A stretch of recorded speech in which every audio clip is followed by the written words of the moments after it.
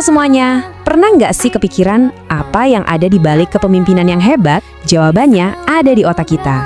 Nah, kali ini kita bakal kupas tuntas fungsi kognitif yang jadi pembeda antara pemimpin biasa dan pemimpin strategis. Betul banget. Mungkin kita semua penasaran ya, apa sih rahasianya di balik keputusan-keputusan brilian seorang pemimpin? Apa gitu mesin penggeraknya? Ternyata ya, jawabannya itu jauh lebih dalam dari sekedar pengalamannya banyak atau intuisinya kuat. Jadi, kerangka berpikir yang akan kita bahas ini datangnya dari gagasan Dr. Moko. Beliau ini seorang pemerhati perilaku organisasi dan juga pendiri Acitya Baswara. Nah, Dr. Moko inilah yang memetakan gimana cara kerja otak bisa jadi kunci utama kepemimpinan strategis di sebuah organisasi. Oke, konsep utamanya ini disebut fungsi eksekutif. Biar gampang, bayangin aja ini tuh semacam CEO di dalam otak Anda. Ini adalah serangkaian kemampuan mental level tinggi yang bikin kita bisa merencanakan, fokus, ingat instruksi, sampai ngehandle banyak tugas sekaligus.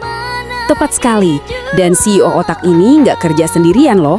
Performanya itu ditopang sama 3 pilar utama yang saling berhubungan. Nah, kalau kita paham ketiga pilar ini, itu dia kuncinya jadi pemimpin strategis.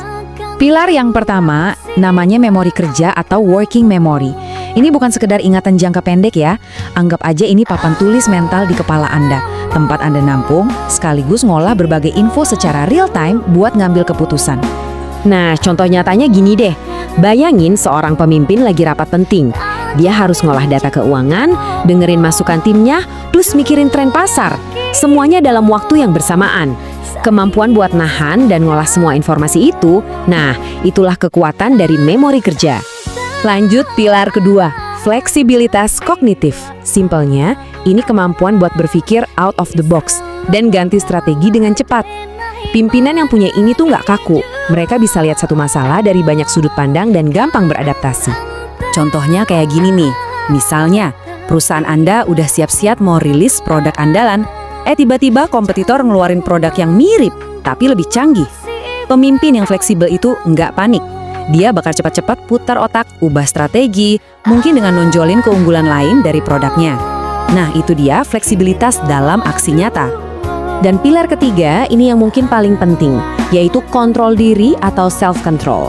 Para ahli bahkan nyebut area otak prefrontal cortex kita sebagai sistem pengereman. Inilah kemampuan buat nahan dorongan impulsif, ngelola emosi, dan tetap fokus sama tujuan jangka panjang sekalipun lagi di bawah tekanan berat.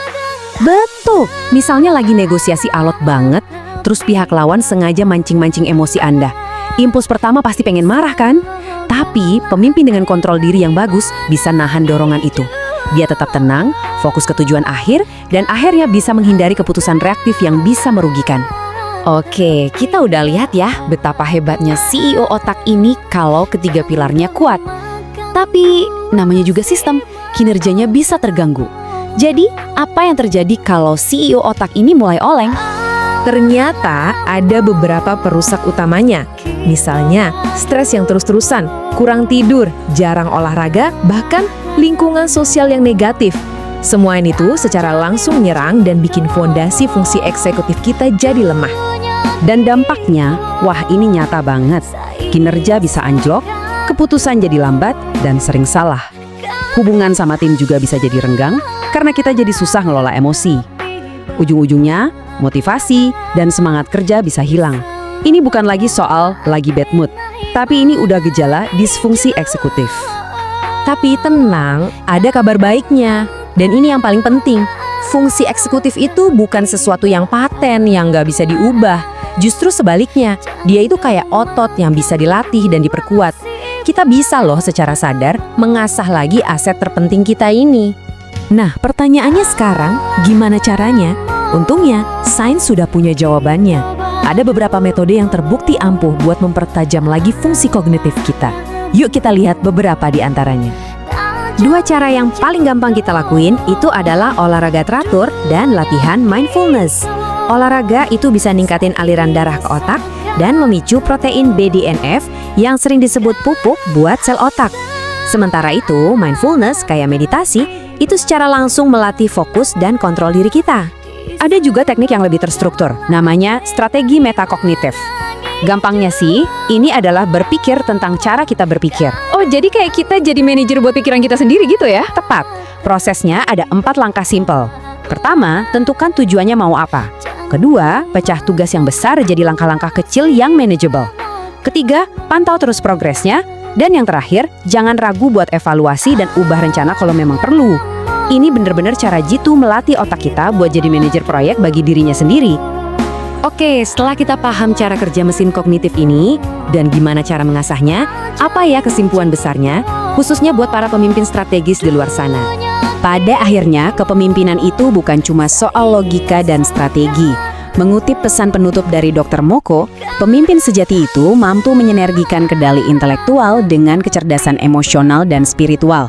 Wah, dalam banget ya. Artinya, fungsi eksekutif yang tajam itu harus sejalan dengan empati dan kebijaksanaan. Dengan hormat dari Dr. Moko, semoga pembahasan kita kali ini bisa bermanfaat bagi seluruh pemimpin hebat yang terus berjuang membangun Indonesia.